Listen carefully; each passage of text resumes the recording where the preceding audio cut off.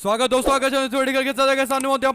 पहले सबसे बड़ी खबर आपको बताएंगे दोस्तों। बिहार विधानसभा चुनाव के मद्देनजर कांग्रेस पार्टी के संपर्क में आ चुकी है इंडिया गठबंधन की तीन बड़ी पार्टियां। बताएंगे किस तरीके से नेता राहुल गांधी तक की तारीफ करने लगे हैं दोस्तों, और एनडीए गठबंधन के अपने सहयोगियों का ही सरदर्द बढ़ाने लगे हैं। बताएंगे क्या है पूरा मामला, इसी के साथ में चलेंगे एक और बड़ी खबर की तरफ दोस्तों, जहां पर एनडीए गठबंधन के अंदर सेल्फ गोल को लेकर चिंता में है भारतीय जनता पार्टी के नेता और बीजेपी के विधायक के घर पर अचानक से 500 लोग क्यों पहुंच गए। बताएंगे इसके पीछे बड़ा कारण क्या है दोस्तों, और अमित शाह को एक और तगड़ा झटका लगा है। एनडीए गठबंधन बनाने चले थे, लेकिन एनडीए गठबंधन से एक बड़ी पार्टी अलग हो गई। इसके बाद अब एक और बड़े नेता ने अपने आपको एनडीए गठबंधन से अलग कर लिया है दोस्तों। बताएंगे क्या है पूरा मामला, इसी के साथ में चलेंगे एक और बड़ी खबर की तरफ, जहां पर अमित शाह ने बाढ़ प्रभावित लोगों से मुलाकात करने की कोशिश की दोस्तों, लेकिन सोशल मीडिया पर वीडियो ऐसा वायरल हुआ कि अब वीडियो में देखा जा सकता है कि अमित शाह की बेइज्जती हो रही है दोस्तों। बताएंगे क्या है पूरा मामला, एक एक करके चलेंगे। आज की सारी बड़ी खबरों की तरफ सारी बड़ी अपडेट आप तक पहुंचाएंगे दोस्तों, लेकिन उससे पहले अगर आप भी मानते हैं कि बिहार विधानसभा चुनाव इस बार क्लियरली एक तरफा परिवर्तन के लिए आगे बढ़ रहा है, तो इस वीडियो को लाइक करके लाल बटन दबाकर चैनल को सब्सक्राइब करके बेल आइकन दबाकर कमेंट बॉक्स में अपनी राय जरूर लिखकर बताएगा दोस्तों। ज्यादा से ज्यादा वीडियो को शेयर कीजिएगा ताकि पूरी अपडेट आप लोगों तक लगातार पहुंचाते रहे दोस्तों। चलते हैं सबसे पहले सबसे बड़ी ब्रेकिंग न्यूज अपडेट की तरफ, जहां पर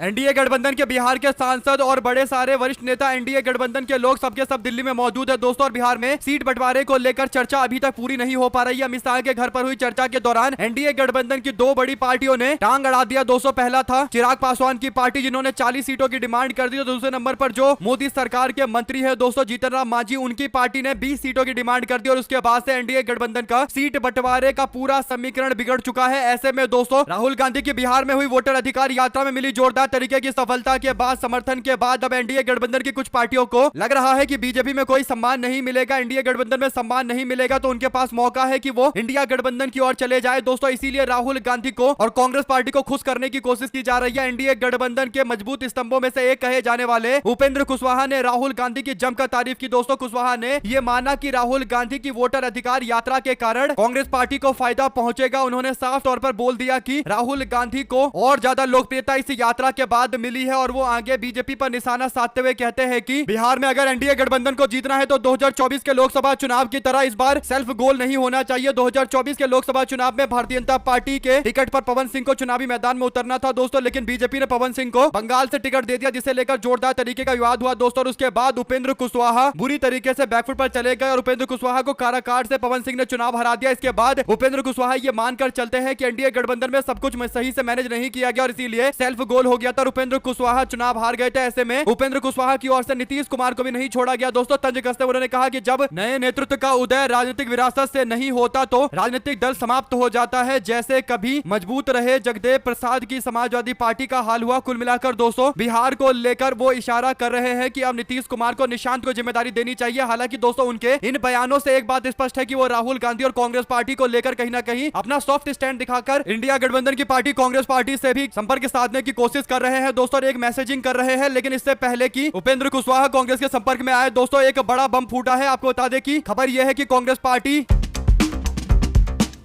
के राष्ट्रीय प्रवक्ता आलोक शर्मा ने बड़ी जानकारी देते हुए बीते दिन एक बम फोड़ा है। उन्होंने कहा है कि बिहार में चिराग पासवान और जीतन राम मांझी कांग्रेस पार्टी के संपर्क में है, यानी दोनों नेताओं से बातचीत की जा रही है। कुल मिलाकर दोस्तों एनडीए गठबंधन में एक के बाद एक रोड़ा अटकाने का काम या तो चिराग पासवान या जीतन राम मांझी कर रहे हैं, और ऐसे में ये दोनों नेता जो खुलकर एनडीए गठबंधन में बोल रहे हैं, तो इसका मतलब कहीं ना कहीं इनका दूसरे भी पार्टी के साथ बातचीत चल रहा होगा। और कांग्रेस पार्टी के दावे में इसीलिए दम दिखाई देता है कि बार बार चिराग पासवान और जीतन राम मांझी एनडीए गठबंधन पर दबाव बना रहे हैं, और जरूर उनके पास बैकअप प्लान भी है। इसीलिए एनडीए वालों को आंखें दिखा रहे हैं। अगर आप भी इस बात से इत्तेफाक रखते हैं तो अपनी राय जरूर लिखकर बताएगा दोस्तों। इसके बाद एक और बड़ा धमाका चिराग पासवान के खिलाफ जीतन राम मांझी ने किया दोस्तों। मांझी कहते हैं कि उनके चाल और चरित्र तो आप लोग 2020 से ही देख रहे हैं, यानी चिराग पासवान के चाल और चरित्र पर सवाल खड़ा कर रहे हैं जीतन राम मांझी। 2020 के चुनाव में चिराग पासवान ने एनडीए गठबंधन को चुनौती देते हुए नीतीश के खिलाफ चुनाव लड़ा था, और इसी बात का हथियार बनाकर इस्तेमाल करते हुए जीतन राम मांझी ने चिराग पासवान की विश्वसनीयता पर सवाल खड़े कर दिए दोस्तों। आपको बता दें कि जीतन राम मांझी और चिराग पासवान के बीच में सीट को लेकर क्लियर कट लड़ाई है, क्योंकि दोनों के दोनों एक ही समुदाय के वोट पर निर्भर करते हैं दोस्तों। और अगर चिराग पासवान 40 सीट डिमांड कर रहे हैं, तो इसका मतलब अगर चिराग को एनडीए साथ में रखेगा तो जीतन राम मांझी को 2 से 3 सीटें मात्र दी जा सकेगी। लेकिन जीतन राम मांझी चाहते हैं कि उनको 20 सीटें मिले, और 20 सीट तब मिलेगी जब चिराग पासवान गठबंधन का हिस्सा नहीं होंगे। इसीलिए दोनों पार्टियां कोशिश कर रही है कि दूसरी पार्टी एनडीए गठबंधन से बाहर हो जाए। जो भी जानकारी इससे जुड़ी आती रहेगी आप लगातार पहुंचाते रहेंगे दोस्तों। चलते हैं एक और बिग ब्रेकिंग न्यूज अपडेट की तरफ, जहां पर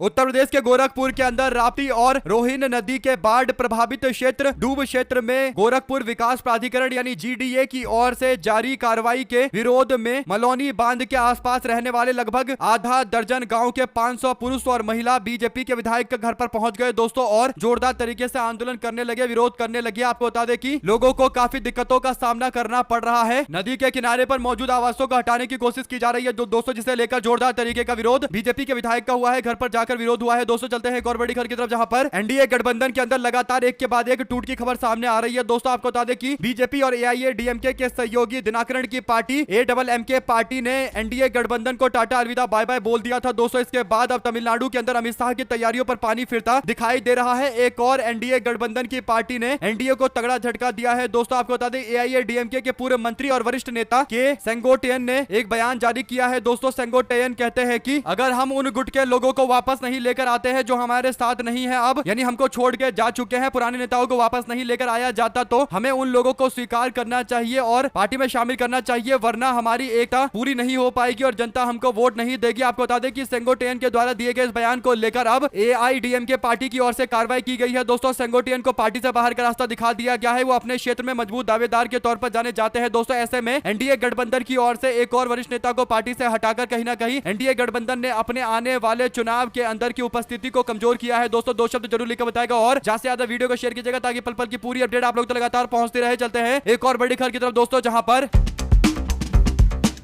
देश के गृह मंत्री अमित शाह पंजाब के बाढ़ प्रभावित क्षेत्रों का दौरा करने के लिए पहुंचे थे दोस्तों। अमित शाह के दौरे के दौरान उनके सुरक्षा कर्मी वहां मौजूद है। भारतीय जनता पार्टी के कार्यकर्ता और नेता भी अमित शाह का स्वागत करने के लिए मौजूद है दोस्तों। लेकिन अमित शाह जब वहां पर जाते हैं तो देखते हैं कि केवल भाजपाई कार्यकर्ता दिखाई दे रहे, नेता दिखाई दे रहे, लेकिन आम जनता उनसे मिलने के लिए नहीं आई है। यानी पंजाब में कोई भी पीड़ित व्यक्ति नहीं पहुंचा ये बताने के लिए कि किस तरीके से उनको दिक्कतों का सामना करना पड़ रहा है। इस बात को लेकर अमित शाह भड़क गए दोस्तों और बीजेपी के नेता को 4-5 लोगों को लाने के लिए बोल दिया गया और कैमरे पर यह आदेश जारी किया गया। इससे एक बात स्पष्ट हो गई है कि अमित शाह कोशिश कर रहे हैं कि पंजाब का उनका दौरा था तो इस दौरे में 2-4-5 फोटो खिंचवा ली जाए ताकि लोगों के बीच मैसेज जाए कि उन्होंने पंजाब में जाकर लोगों से मुलाकात की है, उनके दुख दर्द को जाना है। लेकिन जिस तरीके से अमित शाह अपने नेताओं को कह रहे हैं कि 4-5 लोगों को लेकर आ जाओ, इससे पता चलता है दोस्तों कि अमित शाह को बताने के लिए यानी जितने भी पीड़ित लोग हैं वो भी नहीं आना चाहते। उनको पता है कि अमित शाह को अगर सारी बातें बता भी देंगे तो वो कुछ करने तो वाले हैं नहीं, क्योंकि इतने दिनों से लोग लगातार पंजाब में बाढ़ में त्रस्त है दोस्तों। अब जाकर बीजेपी के नेताओं की आंखें खुली है। दो शब्द जरूर लिखकर बताएगा इस पूरे मामले पर। ज्यादा से ज्यादा वीडियो को शेयर कीजिएगा ताकि पल पल की पूरी अपडेट आप लोगों तक लगातार इसी तरीके से पहुंचती रहे दोस्तों। चलते हैं एक और बिग ब्रेकिंग न्यूज अपडेट की तरफ, जहां पर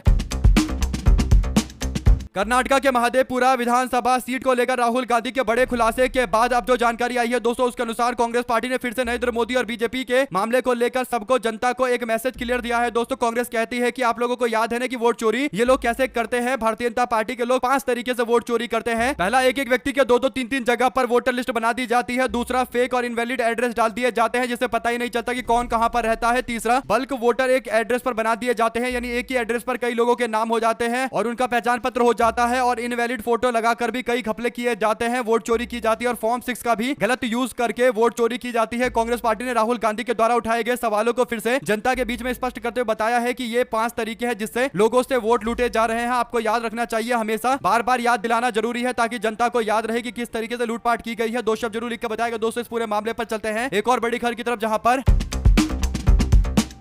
विधानसभा चुनाव से पहले महागठबंधन की बैठक हुई है दोस्तों, जिसमें कांग्रेस पार्टी राष्ट्रीय जनता दल के नेता बैठक में शामिल हुए। दोपहर 12 बजे से यह बैठक हुई और तेजस्वी यादव के सरकारी आवास पर बैठक हुई, जिसमें राजेश राम, कृष्णा लवरू और तेजस्वी यादव बैठक में शामिल हुए। सीट बंटवारे को लेकर अहम बैठक हुई है दोस्तों। सूत्रों के हवाले से जो जानकारी है उसके अनुसार महागठबंधन में सीट बंटवारे को लेकर लगभग बातें फाइनल हो चुकी है। कुछ एक सीटों को लेकर अभी भी विवाद जारी है, लेकिन उसे लेकर भी जल्द कुछ ऐलान कर दिया जाएगा। यह तय माना जा रहा है कि एनडीए गठबंधन से पहले इंडिया गठबंधन अपने सीटों का बंटवारा कर लेगी दोस्तों। राष्ट्रीय जनता दल, कांग्रेस पार्टी सबने बताया है कि सीट बंटवारे को लेकर चर्चा अपने अंतिम दौर में है और जल्द बड़ा ऐलान कर दिया जाएगा। अगर आप भी मानते हैं कि इंडिया गठबंधन को बिहार में जल्द से जल्द सीटों का बंटवारा करके मैदान में उतरना चाहिए, अब समय आ चुका है, तो अपनी राय जरूर लिखकर बताएगा दोस्तों। ज्यादा से ज्यादा वीडियो को अपने लोगों तक शेयर कीजिएगा। चलते हैं एक और बड़ी अपडेट की तरफ, जहां पर बिहार के अंदर अति पिछड़ा कल्याण मंत्री को नोटिस जारी किया गया है। हरी सहनी समेत 37 लोगों को थमाया गया नोटिस दोस्तों। बहादुरपुर भूमि के अवैध कब्जे के मामले को लेकर अंचल अधिकारी निश्चल डिमिसल प्रेम ने जारी किया है नोटिस दोस्तों। मंत्री पर 0.1 डिमिसल जमीन पर कब्जा करने का आरोप लगा हुआ है। आपको बता दें कि भारतीय जनता पार्टी और एनडीए गठबंधन के मंत्रियों पर लगातार एक के बाद एक कई सारे सवाल खड़े होते हैं दोस्तों, और अवैध कब्जे का ये एक बड़ा मामला है। हरीश सहनी भारतीय जनता पार्टी के नेता है दोस्तों, इनके बारे में दो शब्द जरूर लिख कर बताएगा। चलते हैं एक और बड़ी खबर की तरफ, जहां पर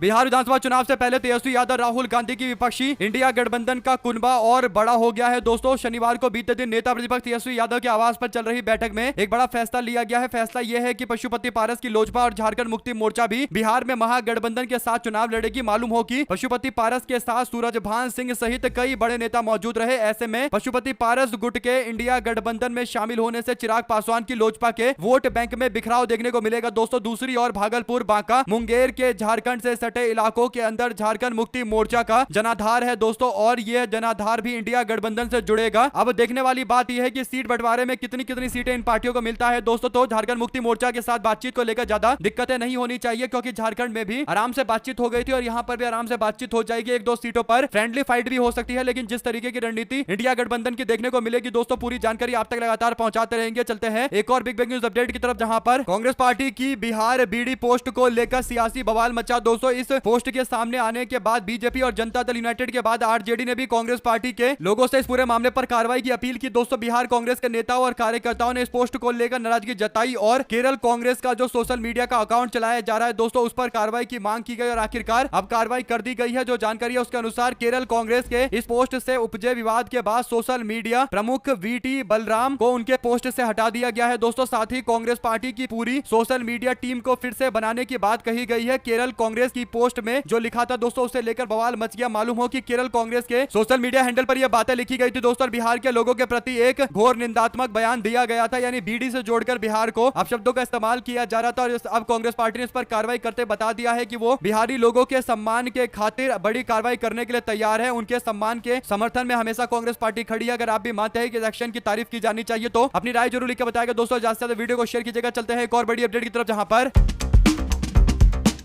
भाजपा की एक मुस्लिम पदाधिकारी और पार्टी में मुसलमानों की हालत को लेकर भड़क गई दोस्तों। आपको बता दें कि भारतीय जनता पार्टी में एक नेत्री जो कार रेसर है अलीशा अब्दुल्ला, वो पहुंची थी दोस्तों तमिलनाडु में बीजेपी 2022 में ज्वाइन करने के बाद उनको लगा कि भारतीय जनता पार्टी में उनको बड़ी सफलता मिलेगी और वो पार्टी के अंदर बड़ी भूमिका निभाएंगी। बेशक वो मुस्लिम समाज से आती है, इसके बावजूद बीजेपी उनका सम्मान करेगी। तमिलनाडु में पार्टी की विभिन्न इकाइयों में पदाधिकारी के रूप में अल्पसंख्यकों को कोई प्रतिनिधित्व नहीं दिया गया है दोस्तों। जो नया लिस्ट आया है उसमें बीजेपी ने किसी बड़े अल्पसंख्यक समाज के नेता को आगे नहीं किया है दोस्तों, जिससे एक बात पता चल चुकी है कि भारतीय जनता पार्टी मुस्लिम समाज के लोगों को आगे करने में हिचकिचाती है दोस्तों। और यही बड़ा कारण है कि बीजेपी में जाने वाली famous car racer Alisha Abdullah ने नाराजगी जताई है दोस्तों। अलीशा अब्दुल्ला ने नरेंद्र मोदी और पूर्व बीजेपी के तमिलनाडु के प्रदेश अध्यक्ष के अन्नामलई से प्रभावित होकर बीजेपी ज्वाइन किया था। वो कहती है कि मेरा मानना था कि उनका दृष्टिकोण कोई धर्म नहीं बल्कि जाति नहीं और शुद्ध कड़ी मेहनत है। अलीशा ने सोशल मीडिया मंच एक्स पर पोस्ट करते हुए कहा कि भारत की एक प्रसिद्ध खेल हस्ती होने के नाते यह बहुत निराशाजनक है। उन्होंने कहा कि 3 साल तक मैंने पार्टी की सेवा की, इसके बावजूद पार्टी ने मुझे कोई बड़ी भूमिका निभाने का मौका नहीं दिया। यानी पूरी तरीके से पेशेंस के साथ में वो पार्टी को सपोर्ट कर रही थी, लेकिन बाद में पता चला कि उनको कोई मौका नहीं दिया जाएगा आगे काम करने का। यानी एक तरीके से दोस्तों मुस्लिम समाज के लोगों का अपमान करने से जुड़ा ये पूरा मामला है। अलीशा की ओर से बीजेपी पर और भी कई सवाल खड़े करते हुए कहा गया कि भारतीय जनता पार्टी में मुस्लिम समाज के लोगों को लेकर कोई सम्मान नहीं है। अगर आप भी मानते हैं दोस्तों कि बीजेपी में जाने से पहले उनको 2 बार सोचना चाहिए था, तो अपनी राय जरूर लिख के बताएगा। ज्यादा से ज्यादा वीडियो को शेयर कीजिएगा। चलते हैं एक और बड़ी खबर की तरफ, जहां पर 2 पीढ़ियों के जीवन बर्बाद करने वाली 20 वर्षों की नीतीश मोदी और 11 वर्षों के डबल इंजन की सरकार से यह महत्वपूर्ण सवाल पूछना चाहता हूं। तेजस्वी यादव ने एनडीए गठबंधन से सवाल पूछा। पहला यह कि बिहार सबसे गरीब राज्य क्यों है, पहला सवाल। दूसरा यह कि बिहार में महिलाएं असुरक्षित क्यों है। तीसरा, बिहार में स्वास्थ्य सेवाएं बेकार क्यों है, बिहार में अपराध क्यों है, बिहार में इतना भ्रष्टाचार क्यों है, बिहार में बेरोजगारी क्यों है, पलायन क्यों है और स्कूल भवन क्यों नहीं है, बिहार में नए उद्योग धंधे क्यों स्थापित नहीं हुए हैं, बिहार में शिक्षा का बजट क्यों चौपट है, बिहार में शिक्षा की व्यवस्था क्यों चौपट है। ये सारे ऐसे सवाल है दोस्तों जिस पर जवाब इनको देना चाहिए, यानी नीतीश कुमार को देना चाहिए। लेकिन नीतीश कुमार की जगह एक नए तरीके का मामला सामने आ रहा है दोस्तों। बीजेपी के लोग इस पूरे मुद्दे पर टालने की कोशिश कर रहे हैं और जब भी कोई सवाल पूछता है तो भाजपा के लोग कहने लगते हैं कि इंडिया गठबंधन की जब सरकार थी तो उस समय में जंगल रास्ता और इस तरीके की भ्रांतियां फैलाकर कहीं ना कहीं इंडिया गठबंधन के वोटरों को डाइवर्ट करने की कोशिश की जाती है दोस्तों। 2 शब्द उनके बारे में भी लिखकर जरूर बताएगा और ज्यादा से ज्यादा वीडियो को शेयर कीजिएगा दोस्तों। चलते हैं एक और बड़ी खबर की तरफ, जहां पर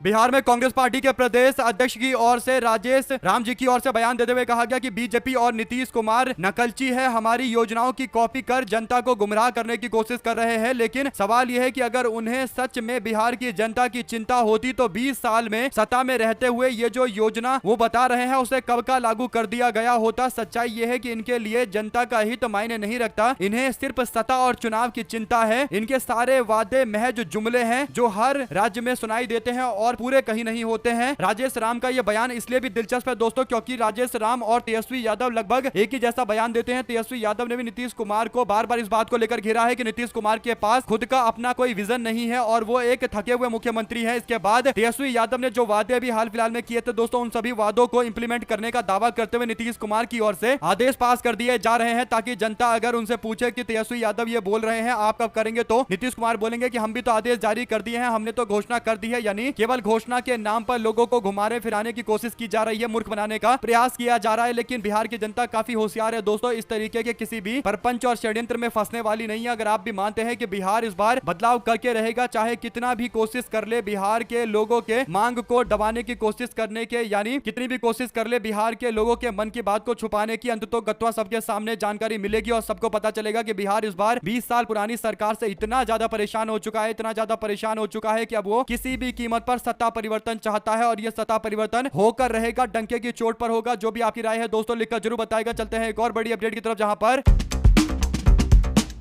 मध्य प्रदेश के छतरपुर जिले के अंदर चंदला विधानसभा क्षेत्र के विधायक और वन पर्यावरण राज्य मंत्री दिलीप अहिरवाल की जुबान फिसल गई है दोस्तों। लेकिन जुबान फिसलते फिसलते कहीं ना कहीं भगवान गणेश का उन्होंने अपमान कर दिया है। बीजेपी के मंत्री दिलीप अहिरवाल एक बयान देते हुए कहते हैं कि उन्होंने ये जो बयान दिया है, यानी वो कहते हैं कि मैं जो बयान दे रहा हूँ वो भगवान के सिर पर खड़ा होकर बोल रहा हूँ। यानी दोस्तों ये बोलना चाहिए था कि मैं भगवान के चरणों में खड़े होकर ये बात बोल रहा हूँ, लेकिन वो कहते हैं कि भगवान के सिर पर चढ़कर ये बात बोल रहा हूँ। सोचिए दोस्तों कैसे देवी देवताओं का अपमान किया जा रहा है। भारतीय जनता पार्टी का नेता इस तरीके के बयान दे रहा है दोस्तों, तो इस पर बीजेपी के लोग कह रहे हैं कि उनकी जुबान फिसल गई थी। लेकिन अगर विपक्ष के किसी नेता के मुंह से ऐसे शब्द निकल गए होते तो बीजेपी के लोगों ने अभी तक बवाल खड़ा कर दिया होता। अगर आप भी मानते हैं कि भारतीय जनता पार्टी के लोग जब विपक्ष के खिलाफ माहौल बनाने की बात आती है तो अपने आप को कट्टर धार्मिक बताने लगते हैं और उसके बाद जब बीजेपी वालों की बातचीत हो रही है दोस्तों, बीजेपी वाले उल्टा बोल रहे हैं तो उस पर कहीं ना कहीं मामले को टालने की कोशिश की जा रही है। दो शब्द इस तरीके की मानसिकता वाले लोगों के बारे में भी लिखकर जरूर बताएगा दोस्तों। अगर आप भी मानते हैं कि ये कहीं ना कहीं अपने हिसाब से सुविधा के अनुसार अपने आपको धार्मिक या अधार्मिक बताते हैं, बीजेपी के नेता को क्या कहना चाहते हैं। चलते हैं एक और बड़ी अपडेट की तरफ जहां पर पंजाब राज्य के अंदर बाढ़ से प्रभावित क्षेत्रों का कई दिनों का दौरा करने के बाद अब अचानक से तबियत बिगड़ गई है भगवत मान की दोस्तों। भगवत मान की तबियत में सुधार नहीं होने के कारण उनको निजी अस्पताल में दाखिल करवाया गया है, भर्ती करवाया गया है। इसी बीच पंजाब के अंदर मौजूदा राजनीतिक और सामाजिक हालात को देखते हुए पंजाब सरकार के कैबिनेट मंत्रियों और पूर्व मंत्रियों की सुरक्षा व्यवस्था को चाक चौबंद कर दिया गया है दोस्तों। आपको बता दें भगवत मान का उपचार चल रहा है, ऐसे में विपक्ष इस पर निशाना साधते हुए कह रहा है कि वो बाढ़ में लोगों से मिलना नहीं चाहते हैं क्योंकि उनको पता है कि अगर बाढ़ में लोगों से मिलेंगे तो लोग उनकी सरकार से सवाल पूछेंगे दोस्तों। और अरविंद केजरीवाल को लेकर भी तंज कसते हुए कहा जा रहा है कि अरविंद केजरीवाल क्योंकि चाहते हैं कि उनको यहाँ की सत्ता मिल जाए, वो पंजाब में मुख्यमंत्री बन जाए, इसीलिए जानबूझकर इनको बीमार बताया जा रहा है। भगवत मान को जानबूझकर एक थ्योरी के तहत कंस्पिरेसी करके ऐसा करने की कोशिश की जा रही है। आप क्या कहना चाहते हैं पूरे मामले पर? दो शब्द जरूर लिखकर बताएगा दोस्तों, ज्यादा से ज्यादा वीडियो को शेयर कीजिएगा। चलते हैं एक और बिग न्यूज अपडेट की तरफ जहां पर जनता धीरे धीरे करके समझ गई है कि कौन सी फिल्म को चलाना है, कौन सी फिल्म का विरोध करना है और इसीलिए दोस्तों उदयपुर फाइल्स के बाद अब बंगाल फाइल्स को भी दर्शकों की ओर से नकारा गया है। इस पर नरेंद्र नाथ मिश्र जो एक पत्रकार है दोस्तों, उन्होंने कहा कि प्रोपेगेंडा और नफरती प्रोडक्ट की मियाद पूरी हो चुकी है, यानी अब नफरती प्रोडक्ट लोग खरीदते नहीं है। द बंगाल फाइल को लॉन्च किया गया था दोस्तों, यानी कुछ दिन पहले ही रिलीज हुआ था, लेकिन ये फिल्म पूरी तरीके से फ्लॉप हो गई है दोस्तों। लोग बॉलीवुड की मूवी बागी 4 देख रहे हैं और भी कई सारी मूवियां हैं जो देखकर इसे इग्नोर किया जा रहा है, यानी उदयपुर फाइल के बाद अब ये बंगाल फाइल्स भी फ्लॉप हो चुकी है। अगर आप भी मानते हैं कि ये करारा तमाचा उन लोगों के लिए है जो देश में माहौल खराब करने के लिए एक प्रोपेगेंडा मूवी बनाकर लेकर आना चाहते हैं, दो शब्द इनके बारे में लिखकर जरूर बताएगा। ज्यादा से ज्यादा वीडियो को शेयर कीजिएगा दोस्तों। चलते हैं एक और बड़ी अपडेट की तरफ जहां पर सुप्रिया शिनेट बोली, कहा महंगाई कम करना, टैक्स वसूली घटाना सरकार का फर्ज होता है। यह जो चाटुकारिता में अंधे लोग जीएसटी पर मोदी जी को धन्यवाद अदा करते हुए विज्ञापन निकाल रहे हैं, आप भले दबाव में ये मूर्खता कर रहे हो, लेकिन आप राजा की प्रजा नहीं है, सत्ता सत्ता की चाबी अपने हाथ में रखने वाले लोकतंत्र के नागरिक है, इसीलिए आप लोगों को यानी बीजेपी वालों पर निशाना साधते हुए उन्होंने कहा है कि इस तरीके के प्रचार प्रसार करते हुए बीजेपी के लोगों को जीएसटी के नाम पर लूटपाट करने का फ्री पास नहीं दिया जाना चाहिए। दोस्तों इससे पहले आपको पता होगा कि 18 तारीख 10वां महीना 2016 को राहुल गांधी ने जीएसटी के अंदर 18% वाले स्लैब को हटाने की मांग की थी। दोस्तों फिर राहुल गांधी ने एक और बयान बड़े दिनों के बाद फिर से 2016 में ही दिया था, यानी राहुल गांधी जो डिमांड कर रहे थे उस पर बीजेपी की सरकार ने कदम उठाया। दोस्तों इससे पता चलता है कि राहुल गांधी की दृष्टि काफी दूर की है, वो दूर से ही जान जाते हैं कि कैसे जीएसटी में बदलाव किए जा सकते हैं और बिना बदलाव के जीएसटी का क्या हाल होगा। जो भी आप लोग की राय है दोस्तों लिखकर जरूर बताएगा। हमारे साथ लगातार जुड़े दोस्तों का बहुत बहुत धन्यवाद। देख रहे थे आपका अपना चैनल जय हिंद जय भारत। ज्यादा से ज्यादा वीडियो को शेयर कीजिएगा दोस्तों। बहुत धन्यवाद।